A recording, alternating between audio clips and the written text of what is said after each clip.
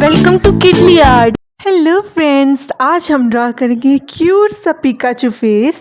तो फ्रेंड्स, ये क्यूट सा पिकाचू का फेस ड्रा करने के लिए हम सबसे पहले लिखेंगे अल्फ़ाबेट H। उसके बाद हम एक कर्व ड्रा करेंगे एंड देन हम लोग इनर एंड आउटर साइड पर 2 और कर्व्स ड्रा करेंगे। क्या आप सबको भी पिकाचू पसंद है? मुझे तो ये बहुत क्यूट लगता है। By the way, eyes draw करने के लिए हमने पहले 2 सर्कल्स ड्रा किए एंड देन उनके अंदर 2 स्मॉल सर्कल्स ड्रा किए एंड बाकी के हिस्से को फिल कर दिया है। Blink blink magic. के बाद फ्रेंड्स हम ड्रा करेंगे पिकाचू की क्यूट सी नोज और उसका क्यूट सा माउथ। के बाद फ्रेंड्स अपनी ड्राइंग को मजीद प्यारा बनाने के लिए हम लोगों ने 2 जिगजैग शेप्स ड्रा कर ली हैं और एक क्यूट सा स्टार भी ड्रा करेंगे और राइट साइड पर 2 हार्ट शेप्स भी ड्रा कर लेंगे। तो देखा फ्रेंड्स, कितना आसान था ये क्यूट सा पिकाचू का फेस ड्रा करना। Now friends, ready for magic.